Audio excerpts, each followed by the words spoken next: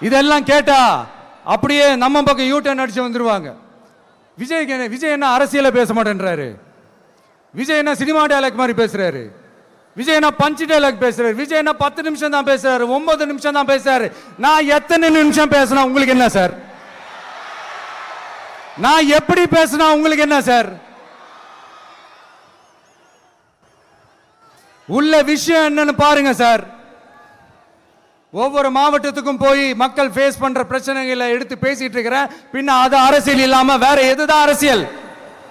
உங்களை மாதிரி தனிப்பட்ட முறையில தரக்குறைவா அசிங்கமா பேசுறதுதான் அரசியல்னா அந்த அரசியல் நமக்கு வராது. வராதுன்னா நல்லாவே வரும். உங்களை விட எனக்கு அது நல்லாவே வரும். வேணான்னு விட்டு வச்சிருக்கிறோம். அப்புறம் உங்களுக்கு நமக்கு என்ன வித்தியாசம்? காஞ்சிபுரத்தில் நாம பேசும்போது இந்த மாதிரி உங்களால் அமைக்கப்பட போற ஆட்சியில நம்ம ஆட்சிக்கு வந்த உடனே என்னெல்லாம் செய்ய போறோம்ன்றது சிலது சொன்னோம். அதையெல்லாம் தப்பா புரிஞ்சுக்கிட்டு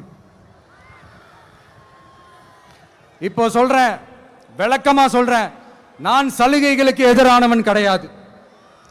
மக்களுக்கான சலுகைகளை இலவசம்னு சொல்லி அசிங்கப்படுத்துறதுல எனக்கு உடன்பாடு கிடையாது. மக்கள் காசுல மக்களுக்கு செய்யறதை எப்படி இலவசம்னு சொல்லுவீங்க? அப்படியே செஞ்சிட்டாலும் ஓசில போறேன்னு சொல்லி அசிங்கப்படுத்துறீங்க. என்ன கேட்கறதுக்கு ஆள் இல்லைன்னு நினைச்சீங்களா? மக்களுக்கு ஒண்ணுன்னா இந்த விஜய் வந்து நிப்பா, இந்த விஜய் வந்து கேள்வி கேட்பா. இந்த விஜய் எப்பவுமே மக்கள் பக்கம் தான், அதே மாதிரி மக்களும் என் பக்கம் தான்.